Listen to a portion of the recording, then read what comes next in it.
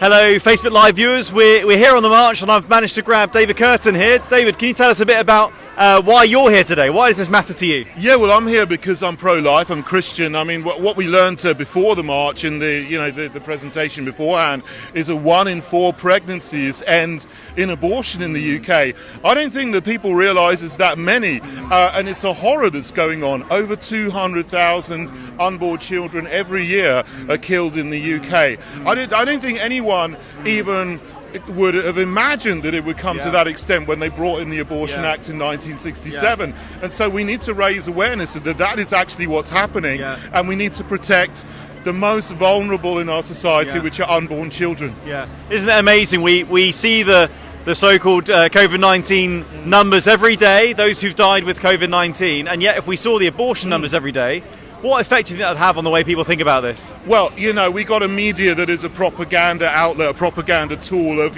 whatever the government wants to whatever narratives they want to push onto the people, and they're very, very effective in actually changing people's behaviour and perceptions.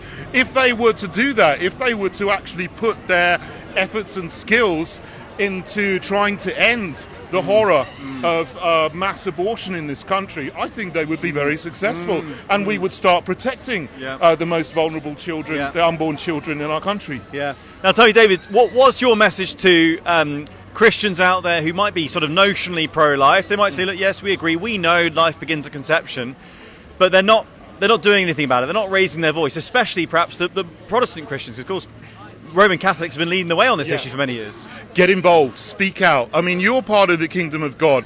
The kingdom of God is supposed to be forcefully advancing and, taking our nation and actually making this country into a better place, into a more godly place. Speak out, use your voices, speak out for the unborn in this time, because if you don't, it's going to get worse and worse and worse. There'll be more and more unborn children killed, and we can't let that happen.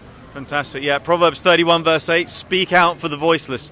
Be a voice for the voiceless. Thank you, David. Now tell me, just before we finish, you're involved politically. Tell us a bit about that and how people can get involved, and why, again, as a Christian, you think it's so important to be there politically in the public square.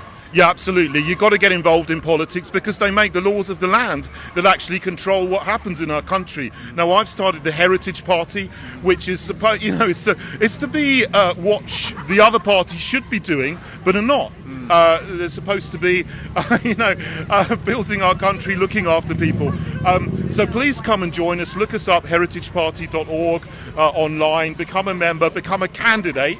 We need candidates to stand in the local elections next May, in the general election coming up, because if you don't get involved politically, for something that you believe in, you're going to keep on getting the same old, nothing's ever going to change. Well, that's right. It's on our watch this has happened. The last 53 to 54 years now, the abortion genocide has risen to about 10 million babies. That's on our watch. That's happened in a democracy. This isn't it's not been a dictatorship where this has been done to us. We are responsible. We've done this with our votes and with those who are meant to be representing us. So we have no right to complain if we won't get involved to change it. Thank you, David. You're welcome. And thanks for watching.